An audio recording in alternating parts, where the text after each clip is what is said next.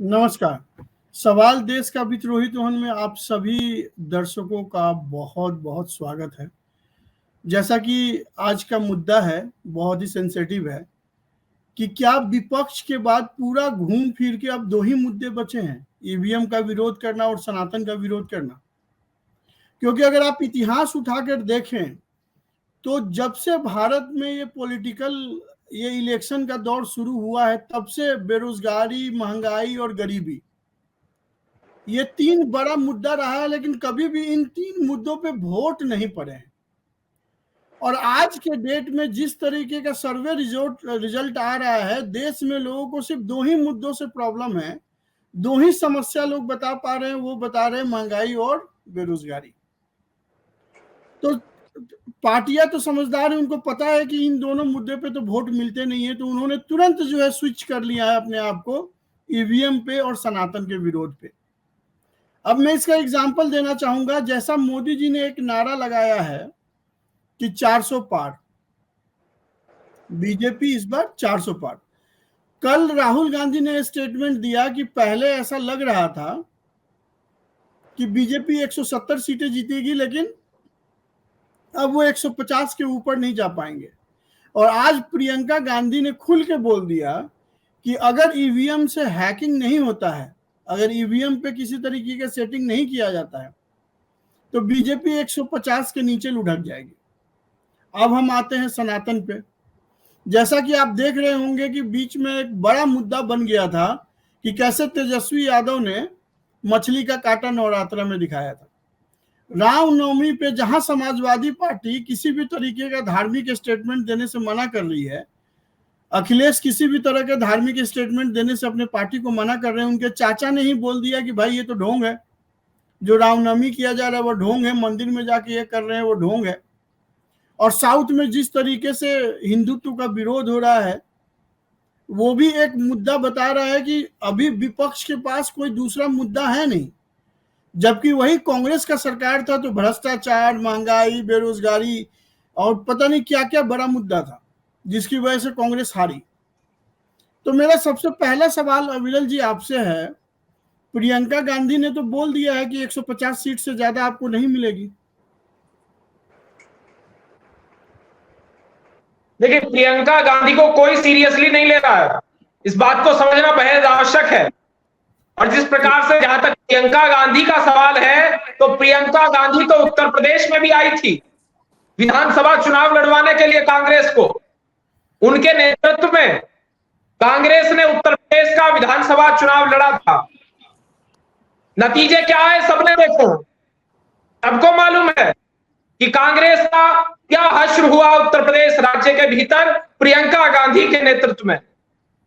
उनको कोई सीरियसली नहीं ले रहा है, ना ही उनकी बात को जनता सुन रही है।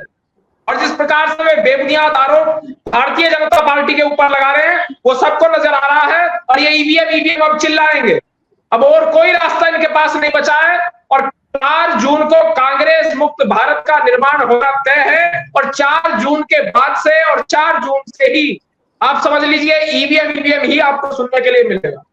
ठीक है, 4 जून के बाद परमानेंट ईवीएम ईवीएम चीखेंगे घर बैठकर। ठीक है सर, ठीक है। सत्यप्रकाश जी, आपका बहुत बहुत स्वागत है। इंडिपेंडेंट लॉयर हैं और इंडिपेंडेंट ओपिनियन आपसे चाहिए। आज सुप्रीम कोर्ट में केस लड़ा जा रहा है, मेरे ख्याल से कुछ देर में वर्डिक्ट आ जाएगा। जिस समय हम इस प्रोग्राम को कर रहे हैं, इस समय अभी कोई वर्डिक्ट आया नहीं है, कोई स्टेटमेंट सुप्रीम कोर्ट से आया नहीं है।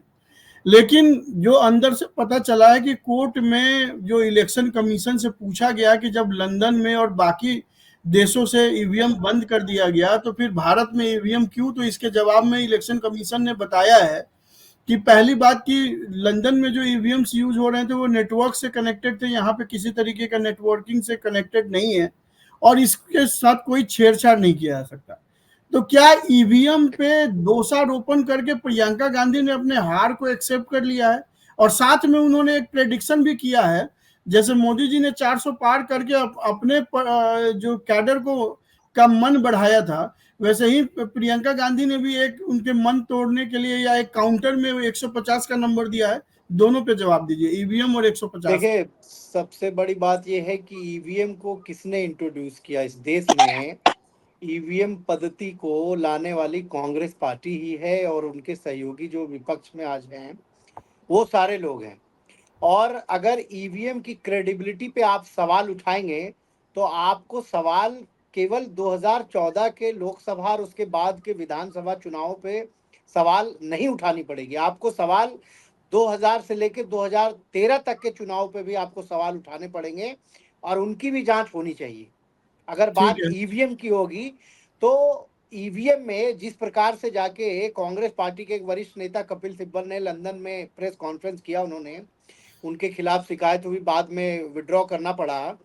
और वही नहीं, जिस प्रकार से विपक्ष के नेता खुलेआम कहते हैं कि ईवीएम में छेड़छाड़ की जा सकती है, और अगर छेड़छाड़ की जा सकती है तो आप उसके एविडेंस दें। सौरभ भारद्वाज आम आदमी पार्टी के नेता ने क्लेम किया था कि मैं इसको लाइव करके दिखाऊंगा कि ईवीएम को कैसे हैक की जा सकती है। उन्होंने कोई प्रमाण नहीं दिया। तो अगर जहां तक ईवीएम की क्रेडिबिलिटी की बात है, वो आज विपक्ष इसलिए उठा रही है कि विपक्ष के पास अब कोई वैसा मुद्दा नहीं है जो उनको चुनाव हारने के बाद जनता के बीच में मुंह दिखाने लायक रहने दे। तो इसलिए कहीं ना कहीं आपको हार का टिकरा तो फोड़ना ही है। ठीक है। और कहीं बीजेपी ओवर कॉन्फिडेंस में ना आ जाए, क्योंकि एक बहुत बड़ा मीडिया का वर्ग ये भी बोल रहा है कि जैसे वाजपेयी जी के टाइम पे इंडिया साइनिंग का नारा चला था, कहीं खुराना साहब आपसे जानना चाह रहा हूं कि कहीं फिर ये इंडिया साइनिंग की तरफ बीजेपी धराशायी तो नहीं हो जाएगी? और प्रियंका गांधी का जो कैलकुलेशन है 150 का, देखिए रोहित जी, खुराना साहब बोलने फिर मैं आता हूं आपके पास। देखिए ऐसा है, जब कोई हारता है या जीतता है खेल में तो बैटिंग पिच पे, मौसम पे, बॉल टेम्परिंग पे ये चलता आ रहा है शुरू से। हारने वाला हमेशा, जीतने वाला कभी नहीं कहता कि मैं ईवीएम हैक करके जीता हूँ, ऐसा कुछ नहीं होता। दूसरी बात, एक होता है पॉजिटिव सोच, एक होती है नेगेटिव सोच। आज नरेंद्र मोदी अपनी पार्टी के लिए पॉजिटिव सोच, एक टारगेट फिक्स कर रहे हैं, एक एम बना रहे हैं कि उसकी तरफ जाना है, हमें 400 लाने हैं, 400 पार करने हैं। ये जो विपक्ष है वो इन्हीं का टारगेट छोटा कर रहे हैं, अपना कुछ नहीं बता रहे। ये नेगेटिविटी है। नेगेटिविटी कभी भी आपको रेस में कभी नहीं जिताएगी। पॉजिटिविटी मैं बहुत खुश होता अगर ये कहती कि हम 170 ला रहे हैं, 150 ला रहे हैं। आप दूसरे के लिए भी हम उसको रेस नहीं जीतने देंगे, हम उसके रस्सियां बांध देंगे दोनों पैरों में। ये नहीं होता। आप अपने पैरों से कितनी तेज भाग सकते हैं, ये सोच ही नेगेटिव है। इलेक्शन में जो विपक्षी पार्टियां आ रही हैं ये नेगेटिव सोच लेके आ रही है। पॉजिटिव सोच लेके आती तो कोई इशू नहीं था, हार जीत कोई इशू नहीं है मेरे हिसाब से। ठीक है। अविरल जी, आज अमित शाह ने स्टेटमेंट दिया है। जब अमित शाह से पूछा गया कि भाई प्रियंका गांधी तो बोल रही है ये 150 पे निपट जाएंगे और अगर ईवीएम में टैंपरिंग नहीं होती है तो अमित शाह ने कहा कि अगर जिस स्टेट में कांग्रेस जीत रही है तो वो उसके वहां पे टैंपरिंग का इल्जाम क्यों नहीं लगाते?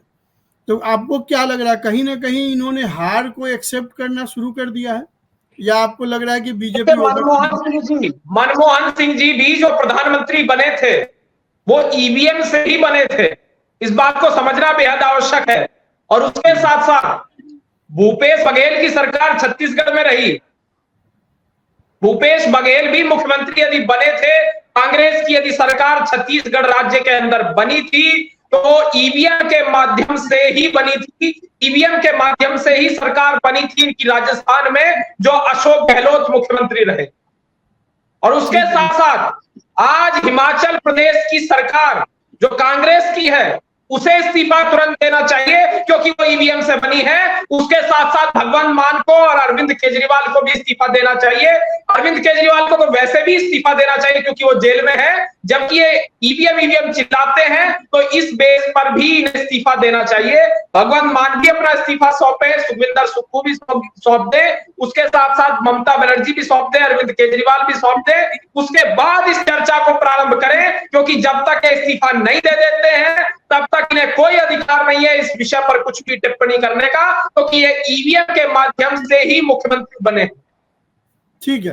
चुनाव आयोग ने कई बार स्पष्ट भी कर दिया है, चुनाव आयोग ने खुद स्पष्ट इस बात को कई बार किया है कि ईवीएम के साथ छेड़छाड़ संभव नहीं है। इस बात को भी समझना बहुत आवश्यक है। ठीक है सत्यप्रकाश जी, ऐसा क्यों है कि सारा विपक्ष एक साथ मिलके ईवीएम के खिलाफ बोल रही है? क्योंकि ईवीएम से अगर जीत और हार पे कोई फर्क नहीं पड़ता है, तो सारे विपक्ष क्यों एकजुट हो गए हैं ईवीएम के खिलाफ? नहीं, देखिए, विपक्ष का एकजुट होने का कारण भी है। विपक्ष जिस प्रकार से फैक्ट्स लेके आ रही है कि ईवीएम में टेम्परिंग हो रही है, अब देखिए, एविडेंस को एग्जीक्यूट करने का और उस पर फैसला देने का काम माननीय न्यायालय का है। जिस प्रकार से सुप्रीम कोर्ट ने अभी वर्डिक्ट को रिजर्व कर लिया है, सुप्रीम कोर्ट ने एक सवाल भी पूछा है कि आप ये बताइए कि जो पद्धति अभी अपनाई जा रही है कि 5-5 असेंबली कॉन्स्टिट्यूएंसी जो है, 5-5 बूथ की जो है मैच की जाती है, तो उस पर आपको ट्रस्ट क्यों नहीं है? तो अगर आपको ट्रस्ट नहीं थी तो आपको ये सवाल आज उठाने के बजाय आपको पहले ये चीजें उठानी थी। तो अब तो एक विपक्ष के सामने भी एक चुनौती हो गई जनता के बीच में जाके बताने की कि भाई उनसे भी सवाल किया जा रहा है। दूसरी चीज, विपक्ष जिस प्रकार से ईवीएम, सनातन, इन सब विषयों पे हमला कर रही है, जैसे अभी आपने प्रारंभ में एक बात कही कि तेजस्वी यादव जो है वो मछली का कांटा दिखा रहे हैं, तो उनको इस बात की स्पष्ट जो है वो कहीं ना कहीं अंदेशा है कि 2024 के चुनाव में सनातन एक बहुत बड़ा मुद्दा है और भारतीय जनता पार्टी सनातन के सहारे सत्ता पाती है, ये सबको पता है, ये चीजें छुपी हुई नहीं है। ये कोई भारतीय जनता पार्टी के प्रवक्ता अगर कह दे कि मैं सनातन के बल पे चुनाव नहीं जीत रहा हूं तो ये गलत होगी। ये बात विकास की बातें हैं, बिल्कुल विकास हो रही है, लेकिन कांग्रेस पार्टी और विपक्ष को भी ये पता है कि भाजपा का विरोध करके अगर माइनॉरिटीज का जो बहुसंख्यक का जो उनको वोट लेना है तो सनातन को गाली देनी ही होगी, तभी उनका 95% वोट्स जो है उनको प्राप्त होगी। और इसी चक्कर में वो सनातन को गाली देते हैं। और ईवीएम पे बार बार सवाल उठाना, आप एक लोकतंत्र की व्यवस्था पे सवाल उठा रहे हैं, आप ईवीएम पे सवाल नहीं उठा रहे। कल आप देखेंगे, आज जब ईवीएम की बात हो रही है तो आने वाले वक्त में ये हो जाएगा। आप सुन लिए रोहित जी, बहुत इंपॉर्टेंट चीज है ये। आज ईवीएम को बंद करने की बात कर रहे हैं, एक समय आएगा कि सरकारें आएगी, जिस प्रकार से ये बातें कही जा रही है ना कि सत्ताधारी दल जो है वो social media, phone, micro blogging sites और मीडिया का प्रयोग बहुत ज्यादा कर रही है, तो आने वाले वक्त में ये भी एक लोकतंत्र के लिए खतरा है कि विपक्ष अगर सत्ता में आएगी तो इन सब पे भी बैन लगाने का प्रयास करेगी। आप ये सोच लीजिए। ठीक है, ये डेमोक्रेसी में जो पॉलिटिकल पार्टीज हैं उनको केवल और केवल जनता से इस बात की डर होती है कि जनता उनके खिलाफ सवाल ना उठाए। ठीक है, चाहे मोदी जी हो चाहे कांग्रेस हो, हर नेता ये चाहता है कि ठीक है। उसके कार्य फिर आता पे, हूं आपके उसकी पास। जो गलतियां उस पर कोई सवाल ना उठाए। ठीक है खुराना साहब, अभी थोड़ा सा ईवीएम पे ही रहते हैं, फिर सनातन पे आएंगे। कहीं ईवीएम को लेकर जिस तरीके से विपक्ष एकजुट होकर एक झूठा माहौल क्रिएट करने की कोशिश कर रहा है कि ईवीएम में टैंपर हो सकती है या ईवीएम को हैक किया जा सकता है, तो कहीं ऐसा स्ट्रेटजी तो नहीं है कि सब मिलके झूठ बोलो और एक कैडर को इम्प्रेस करो और इतनी बार झूठ बोलो कि लोग उसको ट्रस्ट करने को तैयार हो जाए? कल जो कोर्ट में प्रोसीडिंग चल रही है उसको गौर से देखो तो जज साहब ने खुद पूछा कि जब आप मॉक वोट डालते हैं, आपके एजेंट उस पर साइन करते हैं, जब आप बटन दबाते हैं आपके काउंटिंग वोटिंग से पहले, क्या उसमें कोई इसमें हेर फेर मिला आपको टेस्ट में, मॉक में? दूसरा, उन्होंने कहा वीवीपैट। अब वीवीपैट आप क्या प्ली किया है कि हर एक का वीवीपैट एक निकलना चाहिए और वो उसको देना चाहिए, वो खुद बक्से में डाले। फिर जो इसमें ईवीएम की जो काउंटिंग है और जो वीवीपैट की काउंटिंग है उसको काउंट दोनों बराबर अगर ठीक दिखते हैं तो ये करना चाहिए। तो जज साहब ने क्या पूछा? जज साहब ने पूछा क्या 60 करोड़ लोग जो वोट डालेंगे, क्या उनके लिए काउंटिंग का टाइम कितना चाहिए?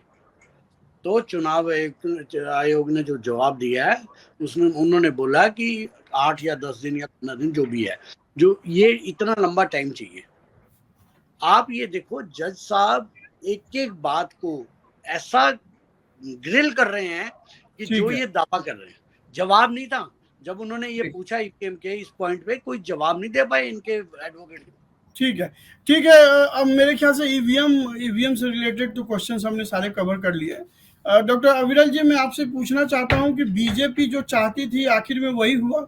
बीजेपी चाहती थी कि फाइनली जो ये पूरी इलेक्शन कैंपेन है वो धर्म पे आ जाए, और वही हो रहा है।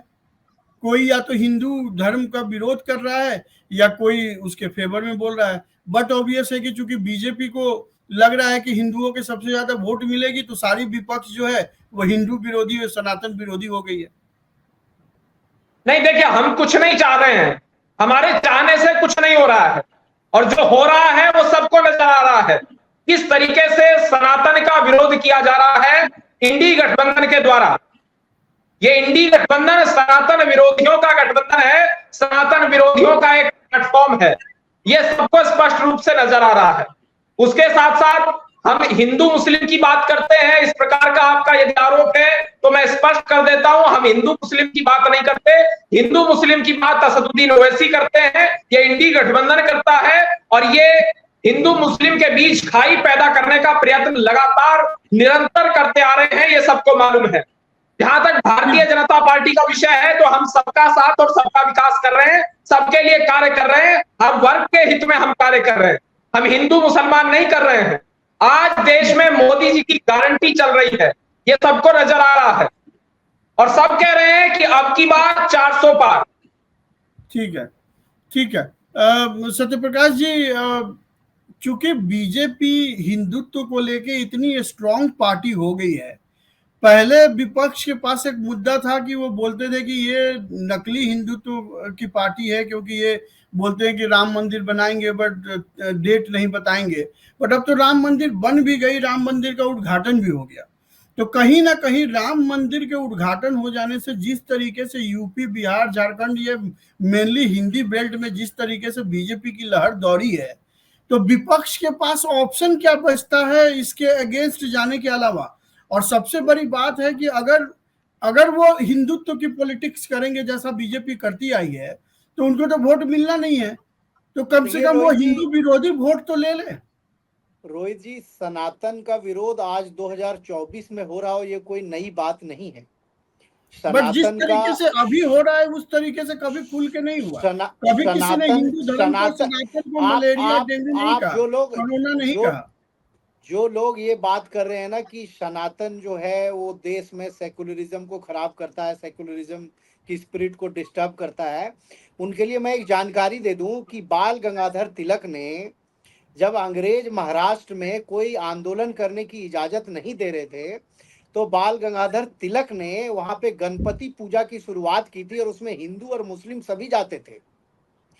तो वहां सनातन की आप जो व्याख्या कर रहे हैं लोग कि सनातन के नाम पे मोदी जो है वो मुसलमानों को डरा रहे हैं, ये व्याख्या समझने वाली बात है कि धर्म के नाम पे लोग लड़ते नहीं है। जो धर्म के नाम पे नेता जो करते हैं ना, नेतागिरी, वो नेतागिरी खतरनाक है इस देश में। और जहां तक बात है सनातन का विरोध विपक्ष कर रही है, तो विपक्ष के सामने कोई वैसा एजेंडा नहीं है। उनको इस बात की पूरी अंदेशा है कि उनके पास जो उनका अपना वोट बैंक है, जिस प्रकार से देश की सबसे बड़ी पार्टी कांग्रेस पार्टी जो आजादी की लड़ाई लड़ी, वो कांग्रेस पार्टी जो 70 सालों से अधिक इस देश में राज की, वो पार्टी 48 सीट पे सिमट जाए, तो ये सोचने वाली बात है। वो विपक्ष, Samajwadi party, RJD, Bahujan Samaj party, NCP, ऐसी पार्टियां राज्यों में लगभग खत्म सी हो गई है। खत्म इसलिए हो गई कि जनता अब समझदार हो गई। अब आप किसी को बरगला नहीं सकते कि वो सनातन और वो सेकुलरिज्म के नाम पे आप वोट दे दीजिए। अब लोग ये जान रहे हैं कि विकास उनको दिखता है, वो चीजें दिख रही है। जब लोगों को ये चीजें सामने दिख रही है कि क्या राइट है और क्या रॉन्ग है, तो जनता को चुनने का अधिकार है। अब जनता जो अच्छा लग रहा है वो चुन रही है, तो इसमें सनातन का विरोध करने से सनातन तो और फैलेगा, और इसका एडवांटेज सीधे सीधे बीजेपी को ही मिलना है, क्योंकि बीजेपी सनातन पे लिबरल है। तो इसमें बीजेपी को लाभ हो या ना हो, ये तो जनता देख ही रही है, और स्पष्ट है कि बीजेपी को ही लाभ होना है इससे। ठीक है खुराना साहब, मैं आपसे एक समझना चाहता हूं कि विपक्ष की जो पार्टियां हैं उनके पास बड़े बड़े स्ट्रेटजी मेकर्स भी होंगे।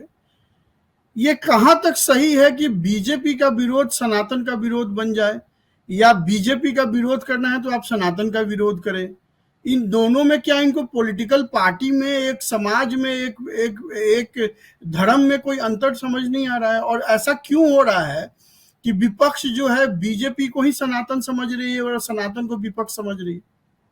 इसमें एक चीज और आप जोड़ दो क्वेश्चन में, देश। अब क्या है कि जो बीजेपी को आप ना एट ए ग्लांस समझने की कोशिश करो। बीजेपी के मुद्दे हैं देश, दूसरा मुद्दा है हिंदुत्व, तीसरा मुद्दा है विकास। इन तीनों का कॉम्बिनेशन लेके चलते हैं।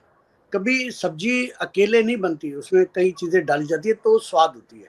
तो ये जो तीन मुद्दे हैं, अब इनके पास क्या बचता है? जब वो विरोध करते हैं बीजेपी का या मोदी का, मैं स्पेशल नाम ले रहा हूँ, अगर मोदी का विरोध करते हैं तो मोदी का विरोध करते हैं ऑटोमेटिकली हिंदुत्व का विरोध हो जाता है, ऑटोमेटिकली देश का विरोध हो जाता है। मतलब आप अजीब सा लग रहा है, मेरी आपसे दुश्मनी है, मैं आपको कोस रहा हूँ, तो ऑटोमेटिकली मैं आपके और आपके परिवार को, उसको सबको, आपके सेगमेंट को, आपकी कास्ट, पूरी कम्युनिटी को ऑटोमेटिकली हो जाता है। हो क्या रहा है इन विपक्ष वालों के साथ? ये कोसते तो मोदी को है, मोदी एक देशभक्त है, तो मोदी को कोसते हैं, मोदी एक हिंदू है। बट मोदी देश तो नहीं है ना, मोदी भारत तो नहीं है ना। वही तो होता क्या है कि लोग कहते हैं ये तो देशभक्त है, इसको कोस रहे हैं, देश को कोस रहे हैं। वो ऑटोमेटिकली उस मोड पे चला जाता है मामला। इन बेचारों के वो मुद्दे घेरने गारने के मुझे आज तक समझ नहीं आया। विपक्ष इसको, मोदी को छोड़ कर देते, खुला छोड़ दो, अपने मुद्दे उठाओ, अपनी बात करो, अपने आप को प्रमोट करो, आप यू विल गेट, इस बार नहीं नेक्स्ट टाइम आप अच्छा करोगे। ठीक है अविरल जी जो सर्वे आया है, जितने भी सर्वे आए हैं, उसमें 3 जो प्रमुख प्रॉब्लम्स बताए गए हैं मोदी सरकार के खिलाफ, जिसमें बोला गया है कि बेरोजगारी एक बड़ी समस्या है, महंगाई और किसान जिस तरीके से एमएसपी की डिमांड कर रहे हैं वो एक बड़ी समस्या है। विपक्ष का ये इल्जाम है कि मोदी सरकार ने अपने मीडिया की ताकत से, डिजिटल मीडिया से, अपने मैनिपुलेशन से पूरे इलेक्शन को धर्म आधारित कर लिया है। देखिए, इसके पीछे कोई तथ्य मौजूद नहीं है, ये निराधार आरोप हैं। उसके साथ साथ जिस प्रकार से, अगर वो निराधार है तो तेजस्वी यादव ने जो भी किया उसके वाइट को बीजेपी ने क्यों उठाया? उसमें समस्या क्या है? हम अपनी बात रख रहे हैं और हमें अधिकार है अपनी बात रखने का। संविधान हमें स्वतंत्रता प्रदान करता है कि हम अपनी बात रखें, हमें स्वतंत्रता है इस बात की। क्या हमें कोई रोक सकता है? ये किसके पास अधिकार है कि कोई हमें बोलने से रोक दे? और उसके साथ साथ जिस प्रकार से तेजस्वी की आपने बात की, तेज प्रताप की आप बात कर लीजिए, लालू परिवार की आप बात कर लीजिए, तो ये पूरा परिवार आज बेरोजगार हो चुका है। ये चारा घोटाले वाले लोग हैं, ये सबको मालूम है। भ्रष्टाचारी कौन है, ईमानदार कौन है, ये भी सबको नजर आ रहा है। और हमने काम जो किया है वो सबको नजर आ रहा है। 60 सालों तक इनकी सरकार रही, 60 सालों में ये बिजली भी नहीं पहुंचा सके, ये पेयजल भी नहीं पहुंचा सके, ये शौचालयों का निर्माण भी नहीं करा सके, ये सड़कों का अच्छी सड़कें भी नहीं दे सके। ये कर क्या रहे थे? ये खाते भी नहीं खुलवा सके। बैंक अकाउंट्स नहीं खुलेंगे तो इनके फाइनेंस मिनिस्टर भी इकोनॉमिस्ट कहे जाते थे, प्राइम मिनिस्टर भी इकोनॉमिस्ट कहे जाते थे, वो भी बैंक अकाउंट नहीं खुलवा सके। तो किस इकोनॉमी की बात कर रहे हैं और कौन से इकोनॉमिस्ट थे वो? बगैर आपको जी आपसे देखिए, इकोनॉमी की बात ही बेबुनियाद है। इकोनॉमी की आप बात ही नहीं कर सकते आपको के बिना। ठीक है। अभी बिहार हमेशा से एक ट्रेंड सेटर रही है, चाहे इलेक्शन के 1 साल पहले जिस तरीके से नीतीश कुमार ने विपक्ष का यूनियन बनाने की कोशिश की थी, और अभी जब पूरा चुनाव डिफरेंट मुद्दों पे चल रहा था, अचानक से जब से तेजस्वी यादव ने जो नवरात्रा में मछली का कांटा दिखाया, पूरा का पूरा इलेक्शन का जो कैंपेन है वो सनातन एंड अलग अदर हो गया। उड़ाने का प्रयास था उनके द्वारा। ठीक है, मैं आता हूं आपके पास। तो वहीं से तेजस्वी यादव के कांटा से ही अगर आप देखेंगे, उसके बाद से सभी जगह से ऐसे स्टेटमेंट आने लगे जिससे कि पूरा का पूरा इलेक्शन जो है सनातन बनाम विपक्ष हो गया है। देखिए, तेजस्वी यादव ने जो किया ये उनकी अपनी आस्था हो सकती है, लेकिन सनातन को अगर आप चिढ़ा रहे हैं, तेजस्वी यादव ने जो किया, जिस प्रकार से उन्होंने किया, ये कहीं ना कहीं एक किसी को हरास करना, किसी धर्म के प्रति जो है उपहास करने वाली जो है एक बात दिख रही थी, वो चीजें खराब है। वो उनकी अपनी इच्छा है, निजी जिंदगी में वो कुछ भी खाएं, उससे कोई फर्क नहीं पड़ता। लेकिन जब आप लोकतंत्र में एक जनप्रतिनिधि हैं, वो भी आप जनप्रतिनिधि, ऐसे जनप्रतिनिधि हैं जो आप एक राज्य के उप मुख्यमंत्री रह चुके हैं, और सनातन जो दुनिया का सबसे बड़ा धर्म है, उस धर्म के खिलाफ आप जो है ठीक है, चिढ़ा रहे हैं, तो उस चीज से जनता में नाराजगी तो होती ही है। और ठीक है। लोकतंत्र में आज के समय में एक चीज और है, रोहित जी, आपने एक प्रश्न पूछा था पहले कि जो चुनाव है वो सनातन और ईवीएम और जो बेसिक मुद्दे हैं उनसे भटक गया है, और चुनाव भटक गया। में बातें ये उठाई जा रही है कि भाई चुनाव बीजेपी जो है विपक्ष कर रही है, रिगिंग करके जीतेगी, ईवीएम को हैक करके जीतेगी। आप ये सोचिए कि पूरी दुनिया में आज के समय में, केवल भारत में ही नहीं, आप अंतर्राष्ट्रीय स्तर पे देखें, आज यूनाइटेड स्टेट ऑफ अमेरिका के चुनाव में भी रिपब्लिकन और डेमोक्रेटिक पार्टी साइड में है। वहां पे डोनाल्ड ट्रंप और जोए बाइडेन। रसिया में भी, आप इजराइल में देखिए, अब जो 21वीं सदी में जो चुनाव है वो डेमोक्रेटिक व्यवस्था, जहां पे भी लोकतंत्र है वहां पे जनता इतनी अवेयर हो चुकी है कि उसको ठीक है, लोकतंत्र के बारे में पता है। उसको ये ठीक है, जनता ये ढूंढ रही है कि लोकतंत्र को अच्छे से कौन चलाएगा। ठीक है। विपक्ष के सामने कोई चेहरा नहीं है, मोदी जी के सामने खड़ा करने के लिए कोई चेहरा नहीं है। अगर उनके पास कोई चेहरा होता तो शायद वो टक्कर दे पाते। राहुल गांधी उस स्थिति में नहीं है वो मोदी को टक्कर दे पाए। विपक्ष के नेता केजरीवाल थे, वो चले गए, नीतीश कुमार थे, वो छोड़ ही दिए, शरद पवार नाराज है, ममता बनर्जी नाराज है। तो इनके पास कोई चेहरा नहीं है। अगर आपके पास बिना चेहरा के आप चुनाव लड़ने जा रहे हैं, और रही बात की विकास की जो बात कर रहे हैं, तो कांग्रेस पार्टी और विपक्ष तो विकास की बात ही नहीं उठा रही है चुनाव में। वो आपने वही तो बेरोजगारी और सारा भ्रष्टाचार चुनाव से का आज मुद्दा के ही समय में बदल गया है, धर्म और ईवीएम पे आके अटक गया है। खुराना साहब, मैं आपसे ये पूछना चाह रहा हूँ, मैं आपसे जानना चाह रहा हूँ जेन्युइनली, जिस तरीके से बीजेपी का ये तो एकदम बैटिंग पिच है, मतलब इस पिच पे तो बीजेपी कितना भी बड़ा बॉलर हो और कितना भी बड़ा सामने से प्लेयर आ जाए, एक बार में ही छक्का मार देगी। अविरल जी तो क्या हंस रहे बीजेपी, हैं। हाँ, क्या बीजेपी ने अपने पूरे इलेक्शन को इस तरीके से मैनेज किया कि फाइनली सारे विपक्ष इनके बैटिंग पिच पे आ गए?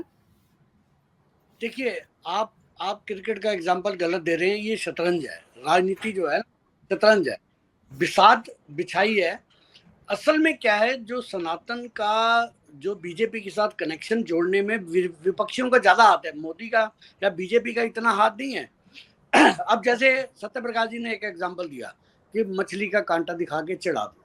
अब आपको वायनाड लेके चलता हूँ। वायनाड में जहां राहुल गांधी खड़े हैं, वहां पे सड़क पे डेलिबरेटली गायें काटी जाती है, गायें पकाई जाती है, गायें खाई जाती है। ये क्या है? आप गायें खाते हो, आप घर में खा रहे हो, किसी को कोई इशू नहीं है। केरला की तो अजीब सी है जो भी है, लेकिन आप ये बात एक हिंदू होने के नाते मैं कैसे भूल जाऊं? मुझे याद कौन दिला रहा है? मैं जब भी लिबरल होने की कोशिश करता हूँ एज ए हिंदू, मुझे याद कौन दिलाता है? ये मछली का कांटा दिलाता है। मुझे वायनाड में काटती हुई गायें दिखाते हैं, मैं उससे होता हूँ। फिर आप कहते हो कि मैं सत्यप्रकाश जी आपके पास ही आ रहा था। आज एक घटना घटा है, उसको भी ऐड कर दीजिएगा। आप, एक घटना घटी है, कहीं पे तेजस्वी यादव भाषण दे रहे थे और ठीक उनके सामने मंच के ठीक नीचे से कोई रामविलास पासवान के बेटे यानी कि चिराग पासवान की माँ बहन की गंदी गंदी गालियां दे रहा था, और वो आवाज जो है तेजस्वी यादव तक जा रही थी, लेकिन तेजस्वी यादव ने उसको कुछ नहीं बोला। और भाषण खत्म होने के बाद जब उनसे पूछा गया कि जब आपके सामने, तेजस्वी यादव के सामने इस तरीके से चिराग पासवान को गाली दी जा रही थी, तो उन्होंने कहा कि मैंने तो सुना ही नहीं, मैंने ध्यान ही नहीं दिया। तो सत्यप्रकाश जी, ये भी तो एक मौका दे रही है विपक्ष, बैठे बैठे पक्ष वाले को एक मुद्दा दे रही है अपने आप स्कोर गेन करने के लिए। रोहित जी, चेहरा नहीं बदलता, आईना बदलता है। तो तेजस्वी यादव जिस पार्टी से है, उस पार्टी की बिहार में इतिहास रही है जंगल राज की, और अगर कोई मंच के बगल से गाली दे रहा हो तो ये तो कम से कम उसने गाली दी, वरना बिहार की जो इतिहास रही है इनकी पार्टी की सत्ता में रहते हुए, वो इतिहास इतनी खराब थी कि शोरूम से गाड़ियां उठा ली जाती थी, लड़कियां किडनैप हो जाती थी। तो देखिए, आप अभी तेजस्वी यादव क्या है, ये केवल आईना बदला हुआ है, चेहरा वही है, पार्टी तो वही है ना राजद, चाल चरित्र वहां वही तो है, इनकी सिर्फ चेहरा बदल गया। मानसिकता तो वही रहेगी ना। ठीक है, अब ऐसे विषयों पे आप किसी और दिन डिबेट रख लेंगे तो उस पर डिटेल में बात की जाएगी, ठीक है, लेकिन फिलहाल तो तेजस्वी यादव उस स्थिति में है नहीं कि वो बिहार में भी नीतीश कुमार को टक्कर ठीक दे है, पाए। ठीक है। मेरा आखिरी सवाल है, मैं आता हूँ खुराना साहब आपके पास। 5 सेकंड 5 सेकंड प्लीज। शिल्पी गौतम, अब हाँ, बताओ, मुझे आम मालूम है। लोग भूल रहे हैं? नहीं भूल रहे, इसीलिए ये पार्टी वही है जो सत्य प्रकाश जी कह रहे हैं कि पार्टी का चरित्र सब कुछ वही है, लोग नहीं भूल रहे। अब किसी अब ने याद देखिए तो ना दिलाया खुराना कि साहब, लोग भले ही मीडिया को गाली दे, लेकिन आपने बैठे बैठाया है, आपने SC ST वोटर्स को यूनाइट कर दिया। आपने अपने अपने सभा में गाली दिलवाए, उसमें मीडिया ने तो कोई रोल अदा किया नहीं। और अगर गाली का वो कंडेम भी कर देते हैं, बोल भी देते हैं कि भाई मैं इसके खिलाफ कड़ी कार्रवाई करूंगा, तब भी मुद्दा खत्म हो मैटर जाता। बच जाता है। लेकिन उन्होंने उसको इग्नोर कर दिया, जिसकी वजह से अब क्या हो गया है कि जहां SC ST वोट RJD को पढ़ने वाली थी, वो भी नहीं पड़ेगी। खैर चलिए, मैं अपने प्रोग्राम के आखिरी पड़ाव में हूँ। डॉक्टर अविरल जी, मेरा आपसे सवाल है, हमने 4-5 दिन पहले एक प्रोग्राम किया था जिसमें हमने एक संभावना बताई थी कि वेस्ट बंगाल में रामनवमी के दिन हंगामा और किसी तरीके का दंगा हो सकता है, और वो हुआ। और बीजेपी ने कोई इंतजाम नहीं किया, सेंट्रल गवर्नमेंट ने कोई इंतजाम नहीं किया। ममता बनर्जी तो पहले से ही वार्निंग दे रही थी। तो क्या आप चाहते थे कि वहां पे दंगा हो और वोटों का ध्रुवीकरण हो? देखिए, पुलिस ममता बनर्जी के हाथ में है। ममता बनर्जी चीफ मिनिस्टर है वहां की, और law and order state issue होता है। नहीं है, अभी अभी अभी अभी पुलिस इलेक्शन कमीशन के हाथ में है। नहीं, देखिए, वो एक अलग विषय है, लेकिन राज्य किसका है, मुख्यमंत्री कौन है, वो सबको मालूम है। अभी की आप बात कर लीजिए, वो भी समय देख रही हैं, वो भी उसी तरीके से बात कर रही हैं। सबको मालूम है उनकी भाषा क्या थी और किस प्रकार का योगदान उस भाषा का रहा, वो भी सबको मालूम है। जो उनके द्वारा भाषण दिया गया, जो चेतावनी आप कह रहे हैं, वो चेतावनी नहीं थी, वो किसी और डायरेक्शन में थी। और जो भाषा उन्होंने इस्तेमाल की, उसके कारण उसका क्या अफेक्ट हुआ, वो भी सबको मालूम है। सबको दिख रहा है किस प्रकार के भड़काऊ बयान ममता बनर्जी के द्वारा दिए जा रहे हैं। मुख्यमंत्री होने की निभानी चाहिए वो। सनातनियों ने दंगा किया है।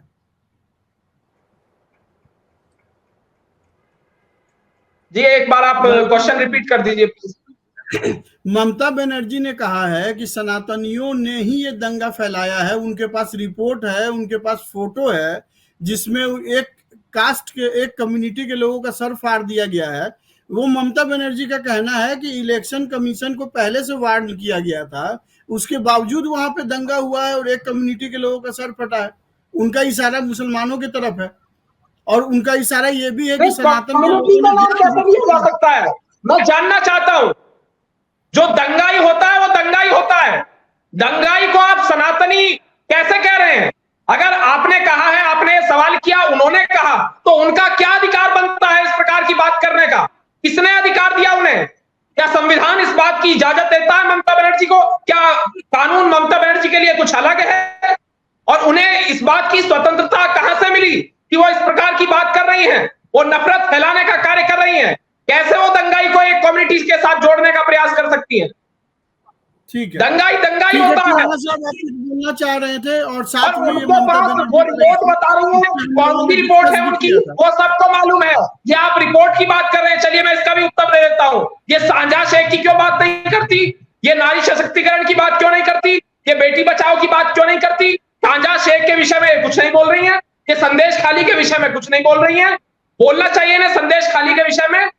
और जहां तक भारतीय जनता पार्टी का सवाल है, हमने जिहादियों पर भी कार्रवाई की, खालिस्तानियों पर भी कार्रवाई की, आतंकवादियों पर भी कार्रवाई की और खालिस्तानियों को समाप्त करने का कार्य किस प्रकार से भारतीय जनता पार्टी के द्वारा, केंद्र सरकार के द्वारा किया गया, वो भी सबने देखा। अमृतपाल के विषय को आप उठाकर देख लीजिए, किस प्रकार से हमारा उसमें योगदान रहा, उसे गिरफ्तार करने में और जेल भिजवाने में, उसे जेल में ठूंसने का हमारे द्वारा कार्य किया गया। ठीक है। और भगवंत मान सरकार ने किस प्रकार से अमृतपाल को बढ़ावा देने का काम किया था, ये भी सबको मालूम है। आम आदमी पार्टी किस प्रकार से खालिस्तानियों के साथ मिली हुई है, ये मुझे बताने की आवश्यकता नहीं है, कुमार विश्वास ने बताया। ठीक है, ठीक है। खुराना साहब, हमने ऑलरेडी डिस्कस किया था, आप भी थे शायद उस प्रोग्राम में, जब हमने ये संभावना जताई थी कि रामनवमी के दिन हिंदू जुलूस पे अटैक हो सकते हैं, क्योंकि ममता बनर्जी खुलेआम अनाउंस कर रही थी कि अटैक हो सकता है, अटैक हो सकता है, और हुआ भी। तो सेंट्रल गवर्नमेंट के हाथ में आज के डेट में प्रशासन है, इलेक्शन कमीशन उसको चला रही है, इतने सारे पैरामिलिट्री फोर्सेस और डिफरेंट फोर्सेस को वहां पे डिप्लॉय किया गया है, उसके बावजूद इतना बड़ा घटना हो जाना, आपको नहीं लगता कि ये कंप्लीट फेलियर है? देखिए, एक परसेप्शन बनाने की कोशिश की गई, कसाब के टाइम भी की गई, उसको कलावा बांधा। किसने बांधा? पहले किसने हिंदू टेररिज्म का नाम पहले ले लिया, बुक कैसे छप गई पहले, सबको पता है, ओपन है। तो जब कोई टोपी वाला दंगा करेगा और सैफरन वाला करेगा, आप दूर से देख के कह दोगे ये सनातनी है, ये मुसलमान है।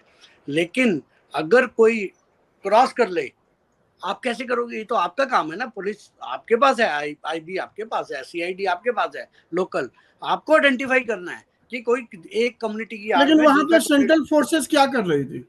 सेंट्रल फोर्सेस तो जब दंगा हो और उसको बुलाया जाता है, सीधी डायरेक्ट नहीं होती, पहले से ही है ना। इलेक्शन कमीशन ने तो कई सारे बटालियन वहां पे डाले हुए हैं। बटालियन होना एक अलग बात है, मेन रोड पे जो गलियों में इतने लोग हैं, सत्यप्रकाश जी के साथ आते हैं।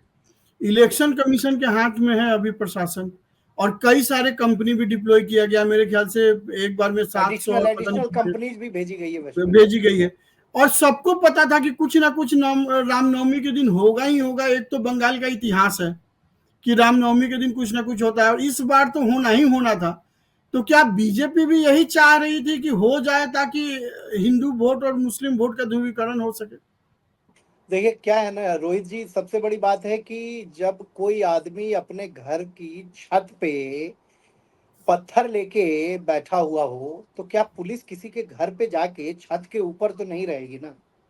और अब आप जिस गली से गुजर रहे हैं, आपके गली के छत पे कोई बैठा हुआ हो पत्थर लेके, और आप पे कोई पत्थर चला दिया और आपको पत्थर अगर लग गई और भीड़ होती है। सबसे बड़ी बात है कि रामनवमी एक ऐसा त्योहार है जो आप बिहार, झारखंड और वेस्ट बंगाल, इन 3 राज्यों में जो रामनवमी का जुलूस है वो बड़ी मतलब बड़े वृहद स्तर पे निकलती है, बहुत बड़े लेवल पे। क्योंकि मैं भी झारखंड से हूँ, तो वहाँ पे बहुत बड़े लेवल पे जुलूस निकलती है और पूरी इंतजाम की जाती है, फिर भी कुछ ना कुछ अप्रिय घटनाएं हो जाती है। अब इस पे सरकार को दोष देना, ये तो मैं नहीं मानता कि सरकार ने ही दंगा करवाई। हाँ, जहां तक बात है कि चुनाव आयोग और राज्य सरकार, तो चुनाव आयोग की ड्यूटी ये होती है कि चुनाव से संबंधित जो प्रॉब्लम्स है, जो सिक्योरिटी है, जहां पे प्रॉब्लम है, जो अफेक्टेड एरियाज है, वहां पे सुरक्षा मुहैया कराना। और राज्य सरकार की ड्यूटी होती है पॉकेट्स में कि कोई विलेज है, कोई मोहल्ला है, कोई गली है, वहां पे सुरक्षा देनी। और चुनाव के समय में ऐसी बात नहीं है कि राज्य सरकार पे ये प्रतिबंध होता है कि आप कोई आदेश ही नहीं दे सकते। जो मुख्यमंत्री वो आदेश दे सकती है, उनको पावर है। तो मुख्यमंत्री को इस बात की अगर अंदेशा थी, जानकारी थी कि वहां पे ऐसी कोई उनको खुफिया इनपुट मिली हुई थी, तो स्टेट को एडिशनल डिप्लॉयमेंट करनी चाहिए थी। और केंद्र सरकार पे इसकी जिम्मेवारी देना और केंद्र सरकार राज्य पे कहे, तो कहीं ना कहीं ये दोनों की फेलियर है। मैं राज्य सरकार का भी नहीं मानता, मैं केंद्र का भी नहीं मानता। ठीक है, ठीक है। तो सत्यप्रकाश जी, कोई मेरे 5 सेकंड, अगर कोई इनपुट थी तो पब्लिक में स्टेज पे बताई जाती है? नहीं, बिल्कुल नहीं, बिल्कुल नहीं, सिंपल। ठीक है, ठीक है। तो मैं दर्शकों को बताना चाहता हूं कि कल पहले प्रथम चरण का चुनाव है, और जिस जिस एरिया में प्रथम चरण का चुनाव है, मैं वहां के सभी लोगों से जो वोट डाल सकते हैं, जो एडल्ट हैं, जो 18 साल से ऊपर है, मैं आप सभी से हाथ जोड़ के निवेदन करता हूं कि अपने अधिकार का पालन करें, अपने कर्तव्य का पालन करें और अवश्य वोट दें। चाहे कुछ भी हो जाए, वोट जरूर दें। आपकी इच्छा है, चाहे जिसे वोट दें, आप जिस भी विचारधारा को सपोर्ट करते हैं आप उस व्यक्ति को वोट दें, आप जिसे पसंद करते हैं उसे वोट दें, लेकिन वोट अवश्य दें। तो इसी के साथ राजीव खुराना जी आपका बहुत बहुत स्वागत, धन्यवाद। सत्यप्रकाश जी आपका बहुत बहुत धन्यवाद। अविरन मलिक जी आपका बहुत बहुत धन्यवाद, और आप सभी दर्शकों का बहुत बहुत धन्यवाद। नमस्कार।